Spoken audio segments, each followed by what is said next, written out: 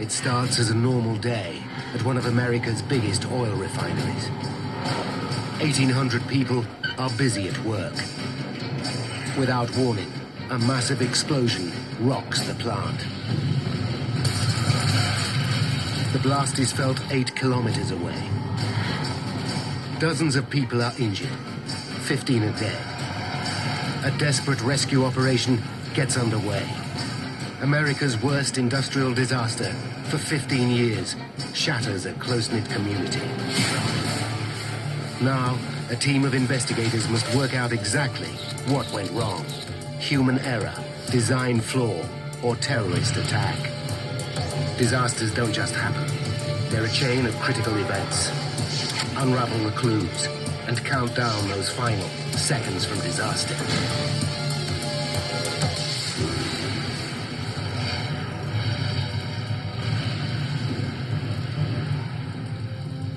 This man has broken his back in 6 places. Now he has minutes to escape before he burns to death.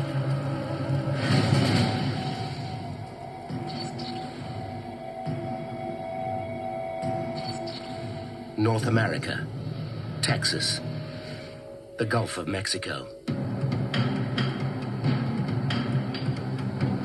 Every second, America burns nearly 4,000 gallons of gasoline, almost half the world's production. Much of it passes through this complex of refineries, the beating heart of the nation's gas-addicted economy. On the front line of this multi-billion-dollar industry, 56 kilometers southeast of Houston, lies Texas City. Here, 40,000 people live, clustered around 3 giant refineries. One of them belongs to the world's second biggest oil company, British Petroleum, or BP. It provides jobs for 1,800 workers and sprawls over a massive 5 square kilometers. Every day, it processes up to 11 million gallons of gasoline. This huge quantity of flammable liquid brings with it constant danger. The oil industry has strict safety guidelines, and with good reason. There might have been some other explosions. That just exploded. That was a... Since the 1970s, more than 100 oil workers have died in industrial accidents across America. BP's Texas City refinery has a checkered safety record. Workers have been killed here on at least 6 separate occasions. In September 2004, 2 workers were scalded to death. The Occupational Health and Safety Authority found BP guilty of a willful violation of industry safety guidelines. BP now claims to have put its house in order. There is no limit to the amount of activity that we've undertaken in Texas City to make it a very safe plant. But since 9/11, there's a new threat. Growing demand for gasoline has left America with little spare capacity. An attack here could cripple the world's biggest economy. As a result, the FBI now regards this group of refineries as one of the top 5 terrorist targets in the United States.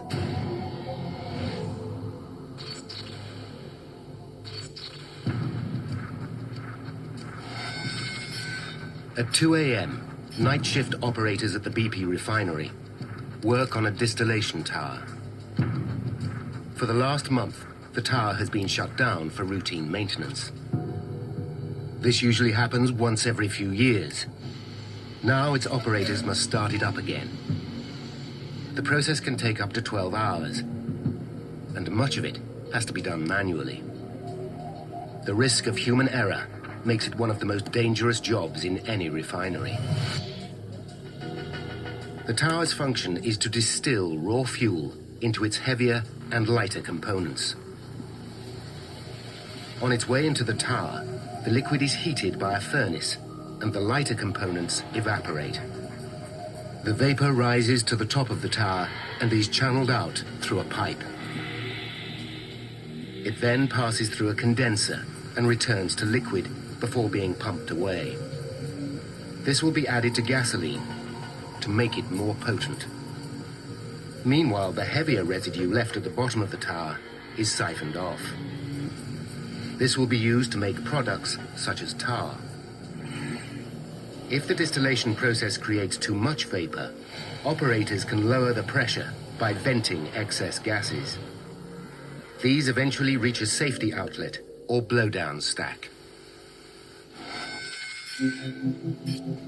Just after 2 a.m., operators start to pump raw fuel into the tower. It's a delicate process. The liquid is highly flammable.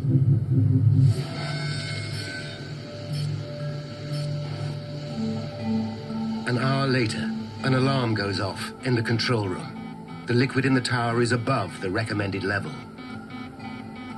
Against safety guidelines, the operator kills the alarm and continues filling the tower for another 15 minutes.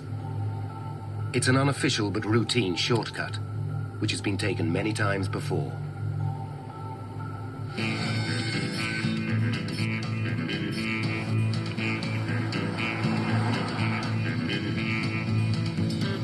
At 5 a.m., an hour before sunrise, construction engineer David Crow arrives at work.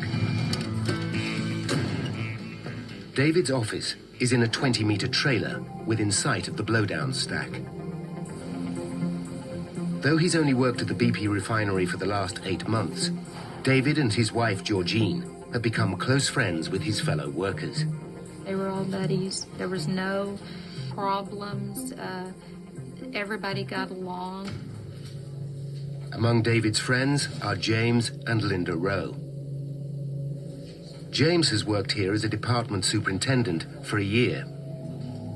6 months ago, his wife Linda quit her job as a teacher to work at the refinery. She wanted to spend more time with her husband. As a result, they hardly see their daughter, Eva, who lives 400 kilometers away. The two women are particularly close. My mom, she was my best friend, like my sister, you know, and my mom all in one.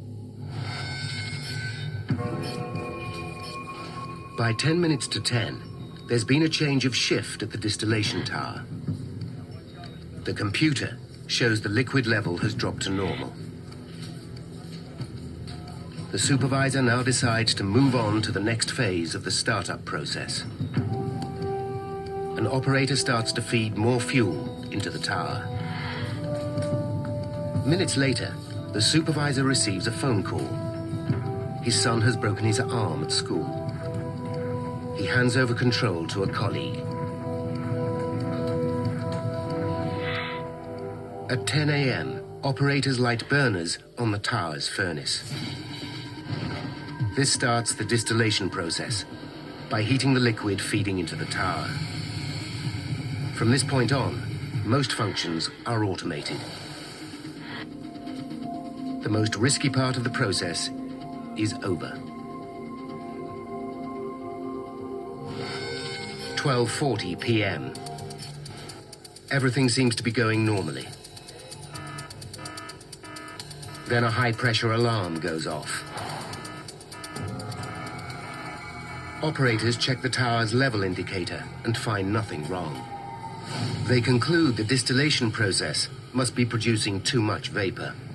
To slow it down, they turn off 2 of the burners on the furnace, lowering the temperature of the feed into the tower. They also vent excess gas into the safety outlet or blowdown stack. As expected, the pressure begins to fall.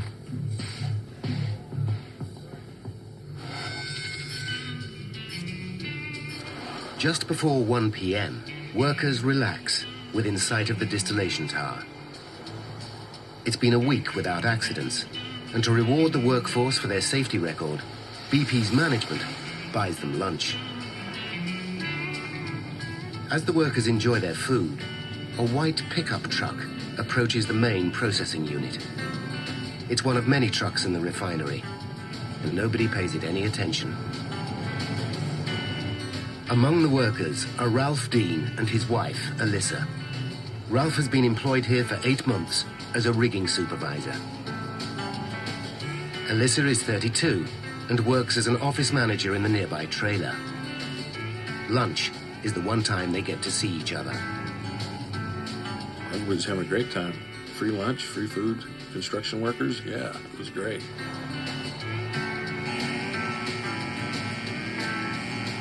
As the workers finish their food, David Crow rounds them up for a routine maintenance meeting. Alyssa joins them in the trailer. As she does so, the white pickup truck parks near the blowdown stack. The driver leaves the engine running and slips away unseen. Although they don't realize it, the workers are now in terrible danger. And one of the world's biggest oil refineries is on the brink of catastrophe.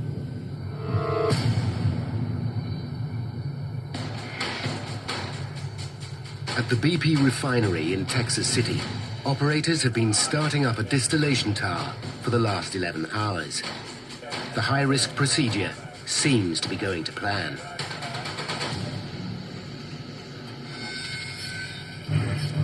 But at nearly 1:20, workers become alarmed. They spot a pool of liquid seeping under a white pickup truck. They can't be sure what it is, but the chances are it's flammable. Worse still, the pickup's engine is revving loudly, and the driver is nowhere to be seen. Workers run for cover, fearing the worst. Nearby, Ralph Dean is operating a forklift. His wife Alyssa is in a trailer with 21 other workers, including her friends David, Linda, and James. None of them hear the disturbance outside.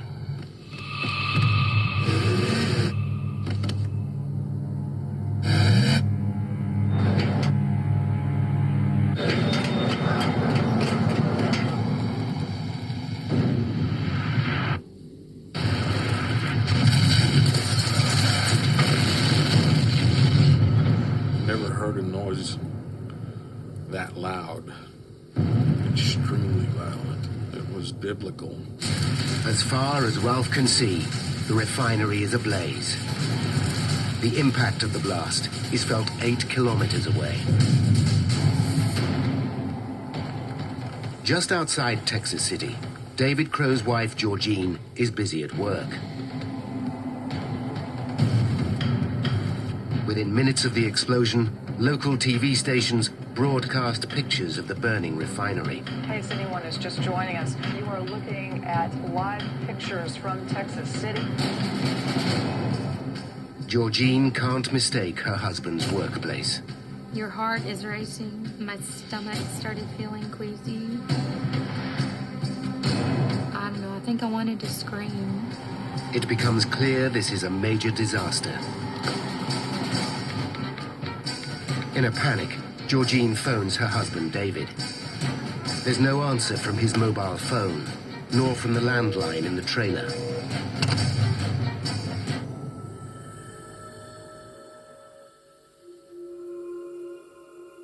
The concern now that perhaps the fatality count, unfortunately, could be going up.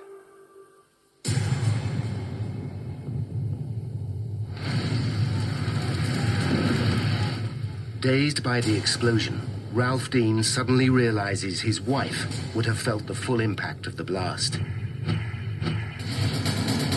But when he races to the trailer, he finds nothing left.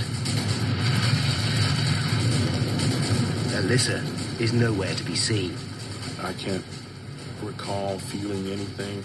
The single thought that I can remember the whole time was find her and get out. David Crow was also in the trailer. He's knocked unconscious by the blast and now lies trapped beneath the debris. He's seriously hurt.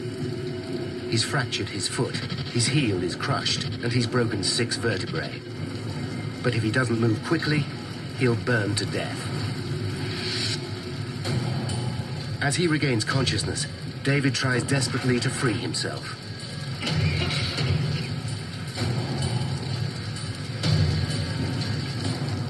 Despite his crippling injuries, He drags himself clear of the immediate danger, but he's still surrounded by flames. As David looks for an escape route, he sees Ralph searching for his wife, Alyssa. Neither of the men can make sense of their surroundings. There was nothing you could recognize, nothing. Everything was just torn to bits. It was probably outside the military the worst thing you'll ever see. It was hell on earth.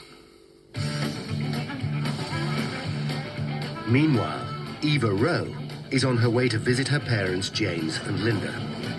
She lives near Dallas, a 4-hour drive away, and doesn't see them as much as she would like. It's just a few days to Easter, and she's looking forward to spending the holiday with her family. I was in a really good mood, just driving along, enjoying the day. Eva has no idea about the explosion or that her parents were caught in the blast, along with Ralph's wife, Alyssa, and Georgine's husband, David.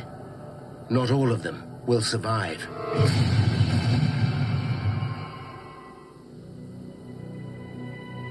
A massive explosion rocks the BP oil refinery in Texas City. The blast destroys an area of several thousand square meters. The force is felt 8 kilometers away. A lot of people are pretty shook up about this. You could literally feel the ground and the wind is shaking. We felt it, and then we ran outside and we saw it. It almost knocked me down. Like an earthquake. Near the center of the blast is an office trailer. Inside are 22 workers, including Ralph Dean's wife, Alyssa, Eva Rowe's parents, James and Linda, and Georgine's husband, David Crow.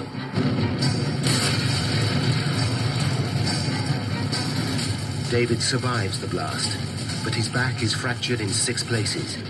His injuries barely allow him to stand. To reach safety, he must pick his way across the burning refinery. David sees Ralph Dean desperately searching for his wife. He realizes that his friends could still be buried beneath the debris. But weakened by his injuries and overwhelmed by fumes, he collapses.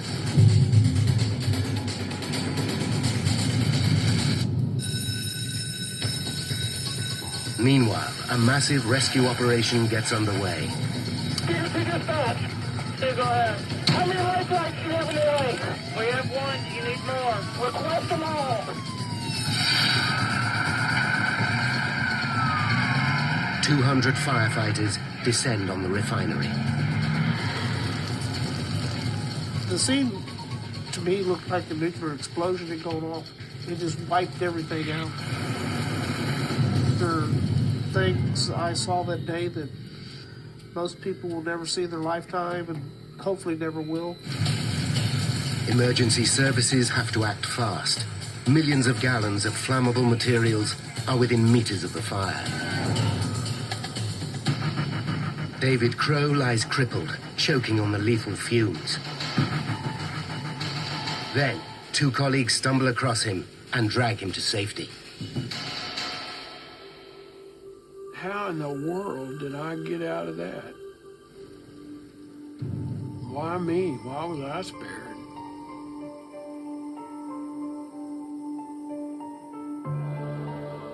I believe we all have guardian angels. And one was with me that day.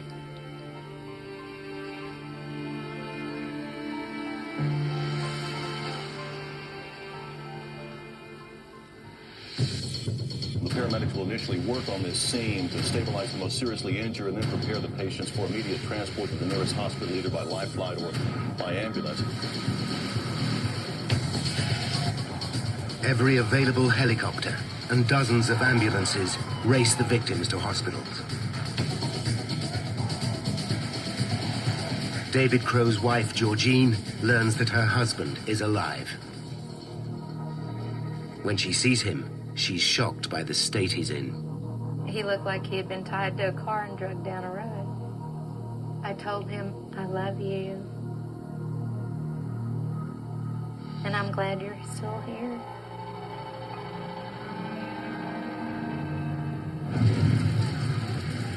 But not everyone is clear of the danger. Ralph Dean continues the desperate search for his wife, Alyssa. All I can think of is digging. It's like I'm digging and I'm not getting anywhere. Then, just as his efforts seem hopeless, he sees debris he recognizes from his wife's office. Beneath it, he finds a body. It's Alyssa, and she's still breathing. She's unconscious, but alive. A piece of heavy furniture has shielded her from the blast and saved her life. But James and Linda Rowe, who were also in the trailer, are still missing. Their daughter Eva, now only 45 minutes from Texas City, has no idea there has been an explosion.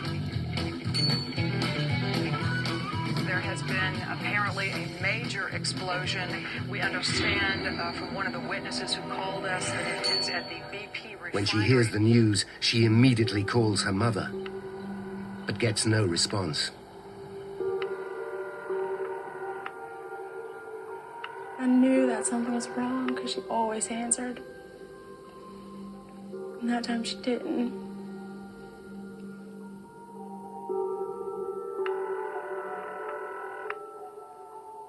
I wish she would have. I wish she would have answered.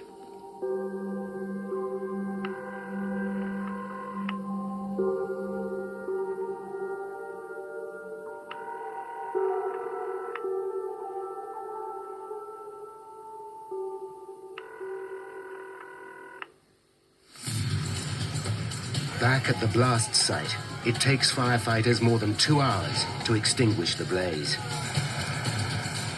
America's third biggest refinery is left a smoldering wreck. In total, 170 people are injured, 15 are dead. 11 died in the trailer, but it's still not clear if Eva's parents are among them. Many of the bodies are so burnt, they can't be identified by sight. The following day, Eva's asked to provide her parents' medical records. She finally learns that neither of them survived. I began trembling immediately, like my whole body was just shaking uncontrollably. My hands, my arms, my legs. I couldn't force myself to be still. And it didn't go away for over 6 months. The trembling didn't go away. Survivors of the blast are also traumatized. I guess what probably haunts me more than anything, I wasn't able to do anything. For a good while there, I had dreams and I was talking to my friends. I'm not sure how rational that sounds, but it did. It bothered me. The disaster leaves Texas City grief-stricken. The question on everyone's lips is what could have triggered this nightmare.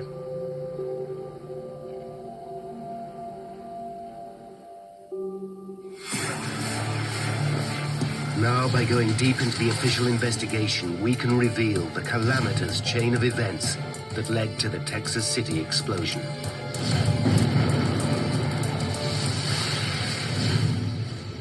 The first officials on the scene aren't industrial accident investigators.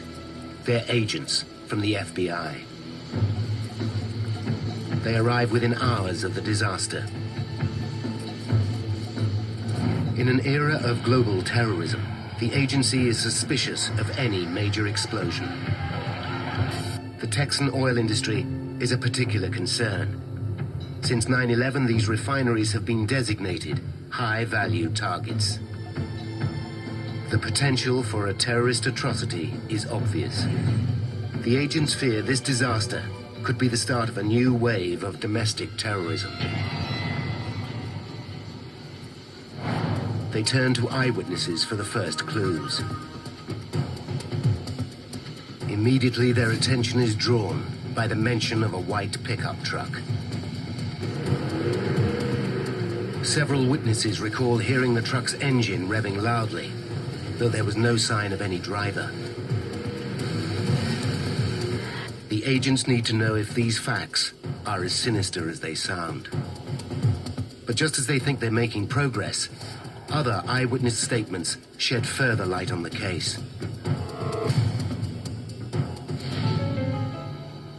The agents learn that 6 minutes before the explosion, liquid was seen spewing out of the blowdown stack, and the pickup truck was parked less than 9 meters away. They realized the escaping liquid could explain the mystery of the revving engine. Normally, an engine's carburetor forces clean air together with fuel, which ignites, causing the engine to rev. But the white pickup wasn't taking in ordinary air. Its engine was flooded with petrochemical fumes from the escaping liquid. This would account for it revving in spite of the driver's absence. A single spark from the running engine is all it would take to ignite the vapor.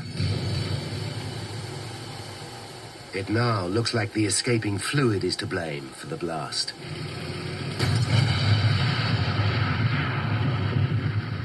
Terrorism no longer seems likely, and the FBI hands the investigation over to a new team. 1,900 kilometers away in Washington, D.C., is the federal agency charged with taking the job on. The Chemical Safety and Hazard Investigation Board, or CSB, was formed in 1998 to look into industrial accidents. It's independent of any other branch of government. The members of its board are appointed directly by the President and confirmed by the Senate. A team arrives in Texas City the day after the explosion. It's led by Chief Investigator Don Holmstrom.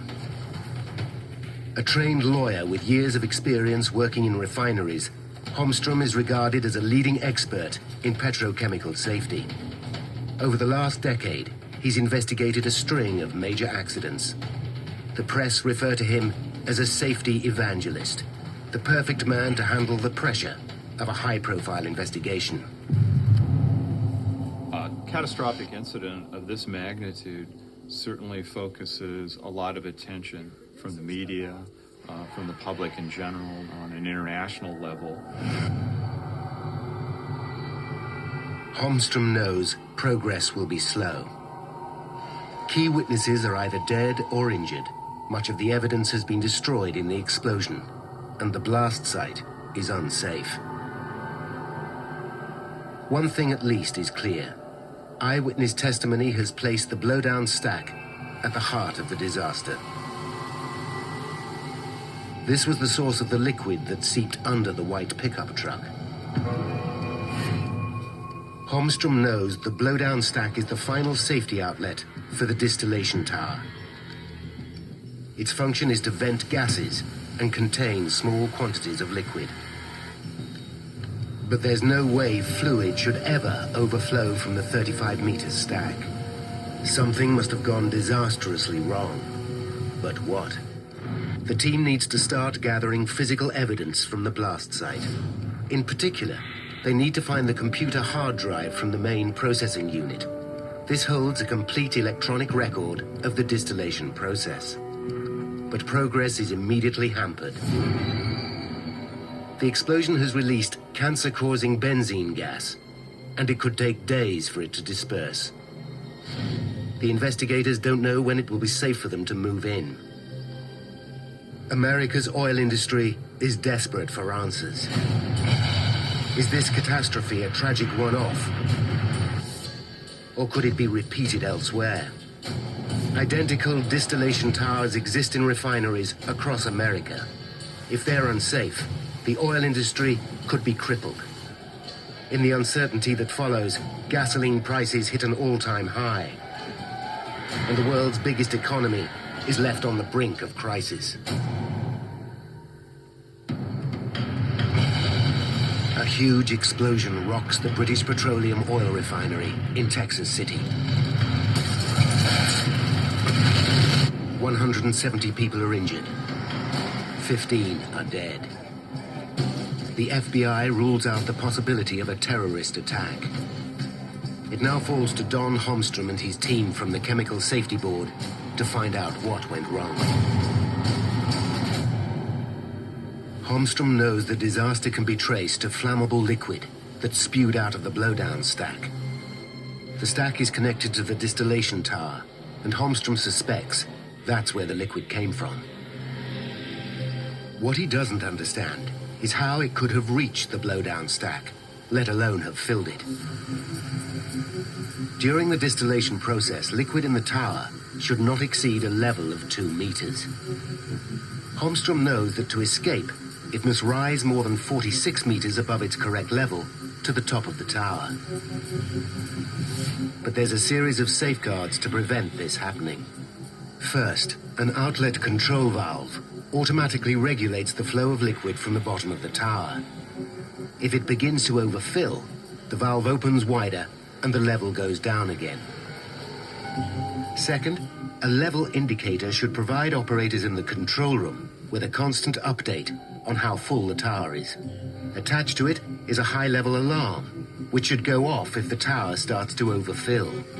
Beyond that is a second backup alarm. The system should be foolproof. But if Holmstrom's suspicions are correct, these safeguards must all have failed. He needs to know what was going on in the tower before the blast. He begins by questioning eyewitnesses. He soon learns the distillation tower was being started up on the same day as the explosion. It's too big a coincidence to ignore. Although the startup is governed by strict safety guidelines, it's potentially a risky process. Could this be connected to the explosion? Holmstrom begins questioning the operators who worked on the startup and finds that his theory might be correct. He discovers a night shift operator broke the safety guidelines. Just after 3 a.m., an alarm went off in the control room, warning that the liquid level was slightly over 2.5 meters. But the operator switched it off and did nothing. He tells Holmstrom that overfilling the tower and ignoring the alarm is nothing unusual. When the feed starts circulating through the system, the level in the tower often falls. He claims overfilling the tower not only saved time, but avoided the inconvenience of having to top it up later. It's common practice.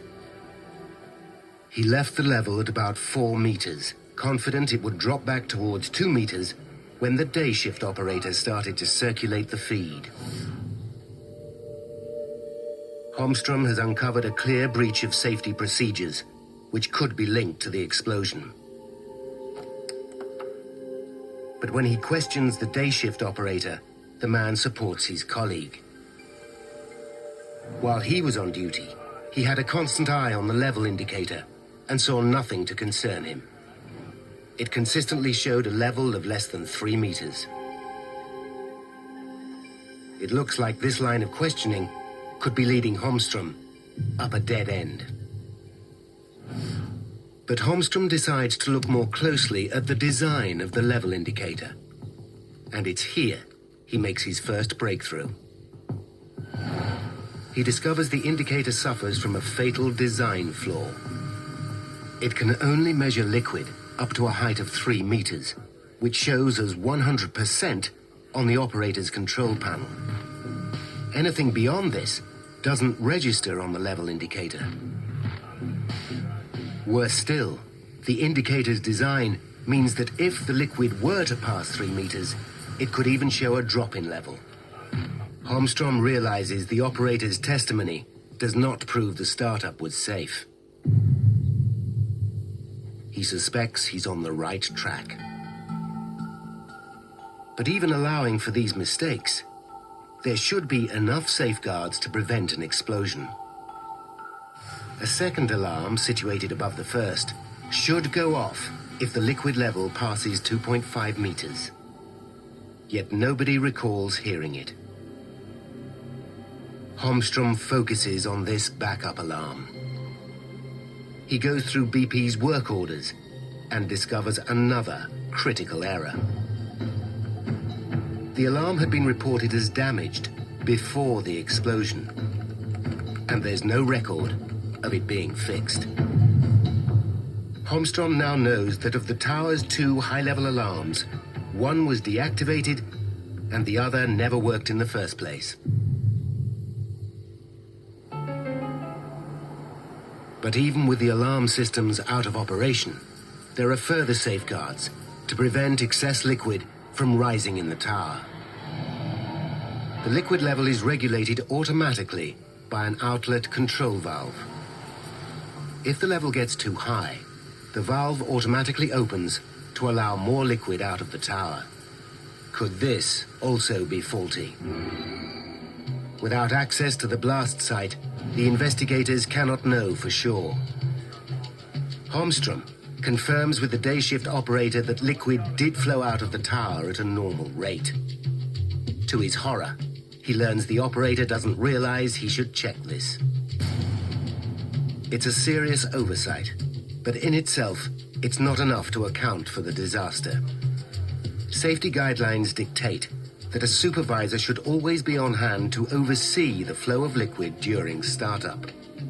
When Holmstrom speaks to the supervisor, he makes another breakthrough. Just before 10 o'clock, he received a phone call telling him his son had broken his arm. He left his post and handed over control to a colleague. Holmstrom interviews the replacement supervisor, who makes a shocking admission. He had never handled a startup before and failed to make a note of the flow out of the tower. So far, Holmstrom has uncovered slack operating practices, poorly maintained equipment, and a supervisor leaving his post at a critical moment. There's now no question in Holmstrom's mind that the flawed startup is to blame for the explosion. But he still lacks firm evidence to prove it.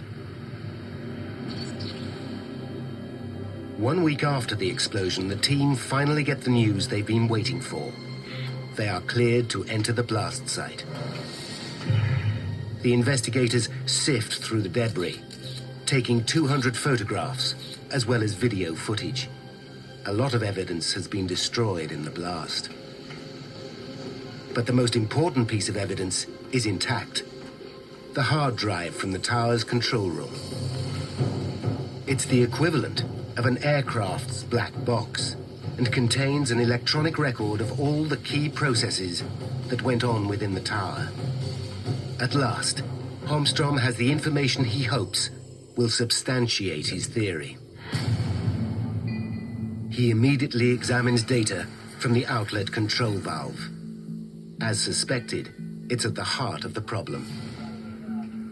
On the morning of the blast, instead of being set to auto, it was left closed. The valve did not regulate the flow of liquid out of the tower, as it should have. At 9:52 a.m., the day shift operator started the feed. For 3 hours, he pumped liquid into the tower, failing to notice none was flowing out. During this time, his supervisor also failed to notice the imbalance in the flow. It's a potentially lethal situation. But Holmstrom still needs to determine how the liquid escaped from the top of the tower. He goes back to the hard drive and finds that shortly after 1 p.m., less than 20 minutes before the explosion, the tower's pressure relief valves were forced open. These valves are designed to control gas, not liquid. The computer confirms the liquid did reach the top of the tower and escape down the gas pipes. Once the valves were open, the path was clear for it to reach the blowdown stack.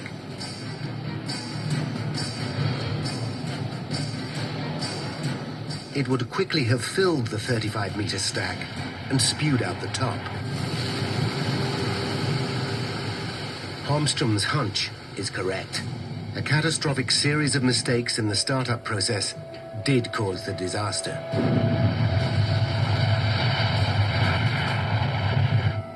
When BP learns what happened, the company accepts responsibility for the blast. But 2 months later, BP pins most of the blame on low-level workers. This leaves many in Texas City dissatisfied. They know the poor safety record of the BP refinery and feel their fellow workers have been scapegoated. They have an ally in Don Holmstrom.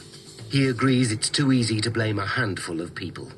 The problem with blaming an individual is that one could come to the conclusion that, well, we got rid of the individual and all our problems are solved. Holmstrom wants to know how long these safety problems have existed. He returns to the computer hard drive found in the wreckage. It holds a complete record of the tower's previous startups going back for years.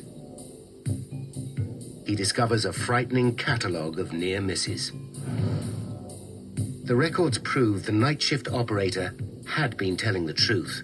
It was common practice to ignore safety guidelines during the startup process.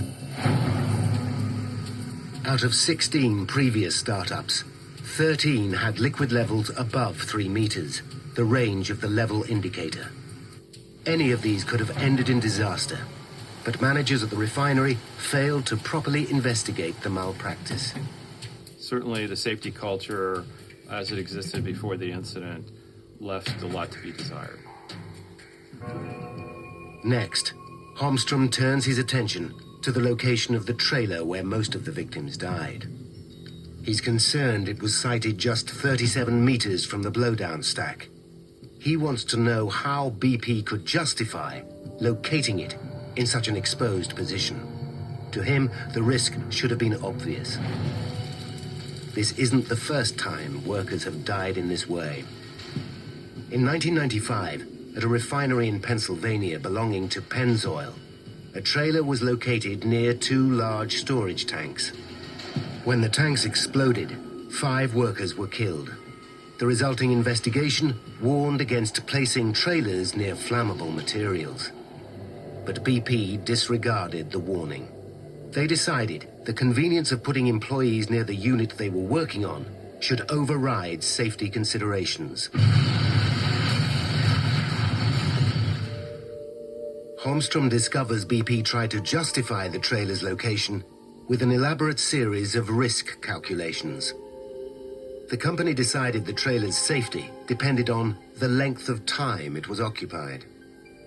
So even though it was dangerously close to the blowdown stack, because it was empty much of the year, the risk to employees was low. Holmstrom finds the logic deeply flawed.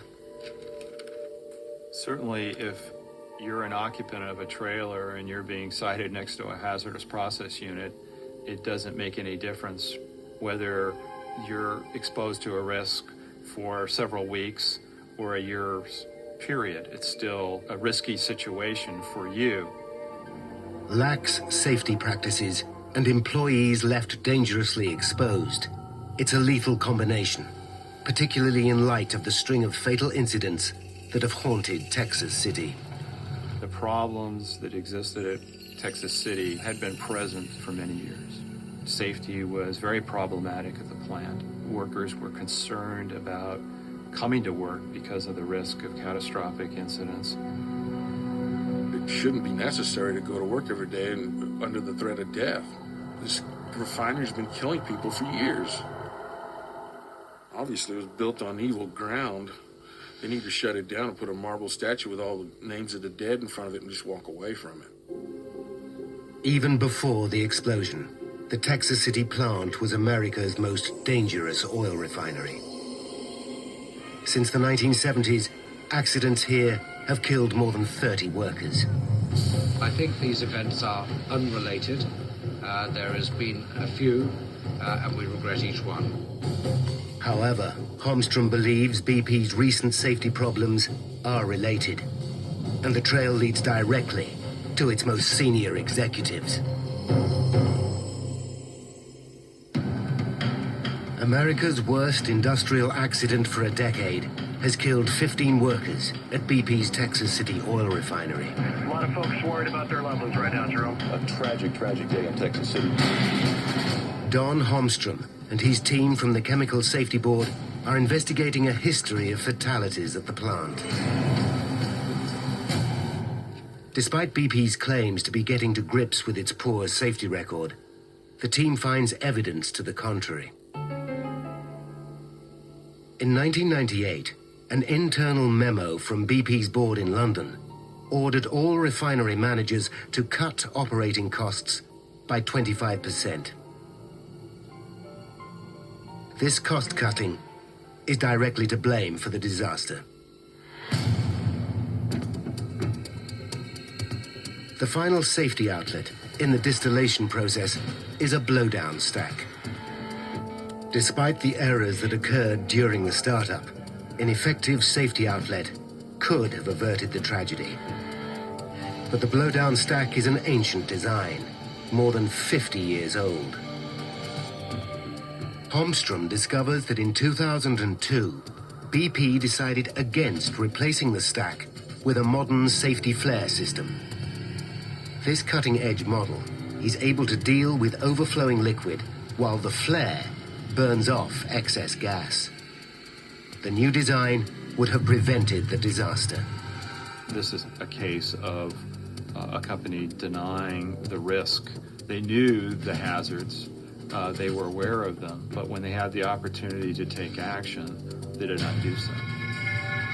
Replacing the blowdown stack would have cost under $6 million, about a single day's production at the Texas City refinery.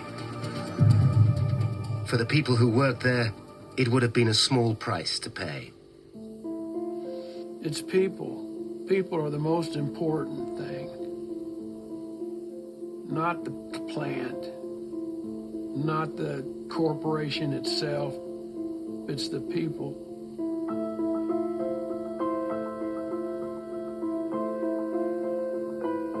It was 6 months after the accident before David Crow could fully walk again.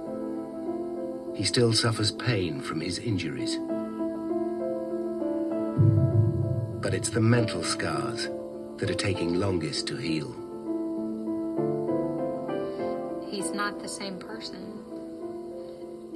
He was a very laid back, easygoing kind of guy, and now he's very angry at the loss of his friends. It's causing us a lot of problems.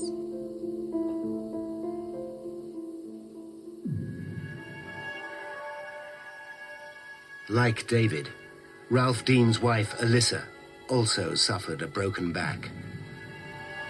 Her gallbladder had to be removed, and 20% of her body was burnt. For several weeks, doctors told Ralph she might not survive. My wife's going to have to live with this for the rest of her life. I mean, it's just a part of our life that's just always going to be there. I guess I'm angry.